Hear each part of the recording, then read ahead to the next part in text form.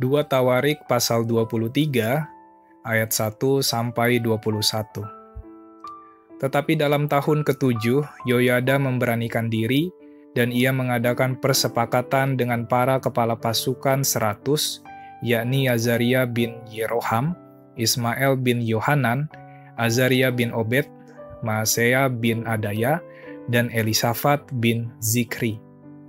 Mereka mengelilingi Yehuda dan mengumpulkan orang-orang Lewi dari semua kota di Yehuda, serta kepala-kepala puak orang Israel, dan mereka semua datang ke Yerusalem. Lalu seluruh jemaah itu mengikat perjanjian dengan raja di rumah Allah. Kata Yoyada kepada mereka, "Lihatlah anak raja, biarlah ia memerintah seperti yang telah difirmankan Tuhan tentang anak-anak Daud. Inilah yang harus kamu lakukan. Sepertiga dari kamu, yakni yang selesai bertugas pada hari Sabat, baik imam maupun orang Lewi, haruslah menjadi penunggu pintu. Sepertiga lagi haruslah berada di istana raja, dan sepertiga pula di pintu gerbang dasar. Sedang seluruh rakyat haruslah berada di pelataran rumah Tuhan. Siapapun tidak boleh memasuki rumah Tuhan, selain daripada para imam dan orang-orang Lewi yang bertugas. Mereka boleh masuk karena mereka kudus, tetapi seluruh rakyat haruslah mentaati peraturan Tuhan. Dalam pada itu, orang-orang Lewi haruslah mengelilingi raja dari segala penjuru, masing-masing dengan senjatanya di tangannya. Dan siapa yang memasuki rumah itu haruslah dibunuh.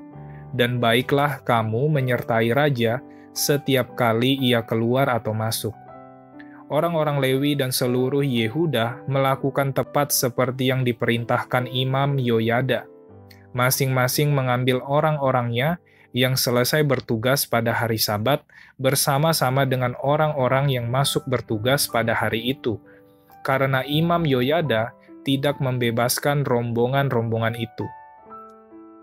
Lalu Imam Yoyada memberikan kepada para kepala pasukan 100 itu tombak-tombak, utar-utar dan perisai-perisai kepunyaan Raja Daud yang ada di rumah Allah.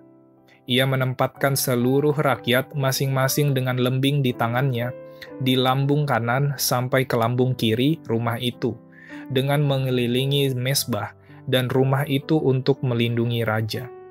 Sesudah itu Yoyada dan anak-anaknya membawa anak raja itu keluar, mengenakan jejamang kepadanya, dan memberikan hukum Allah kepadanya. Mereka menobatkan dia menjadi raja serta mengurapinya, lalu berserulah rakyat, "Hiduplah raja!"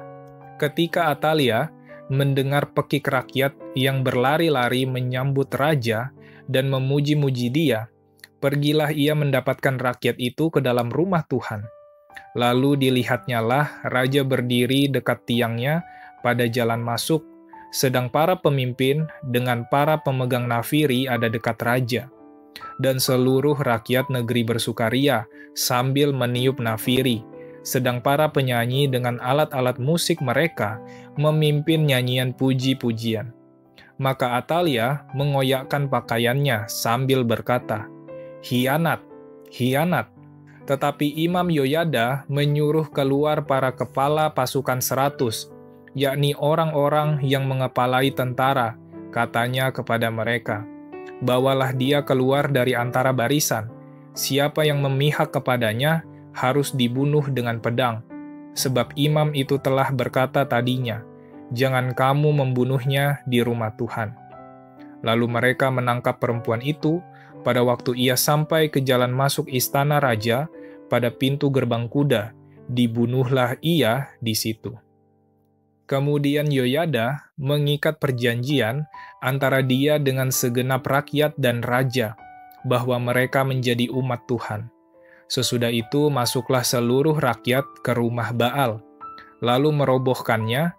Mereka memecahkan mezbah-mezbahnya dan patung-patungnya, dan membunuh Matan, imam Baal, di depan mezbah-mezbah itu. Kemudian Yoyada menyerahkan pengawasan atas rumah Tuhan kepada imam-imam dan orang-orang Lewi, yang telah dibagi-bagi dalam rombongan oleh Daud untuk bertugas di dalam rumah Tuhan, yakni untuk mempersembahkan korban bakaran kepada Tuhan, seperti tertulis di dalam Taurat Musa, dengan sukaria dan dengan nyanyian menurut petunjuk Daud. Juga ditempatkannya penunggu-penunggu pintu pada pintu-pintu gerbang rumah Tuhan, supaya dalam hal apapun juga jangan masuk seseorang yang najis. Sesudah itu ia mengajak para kepala pasukan 100, para pemuka, para pemerintah rakyat, dan seluruh rakyat negeri, lalu membawa raja turun dari rumah Tuhan. Mereka masuk ke istana raja melalui pintu gerbang atas, lalu mendudukkan raja ke atas tahta kerajaan. Bersukarialah seluruh rakyat negeri, dan amanlah kota itu setelah Atalia mati dibunuh dengan pedang.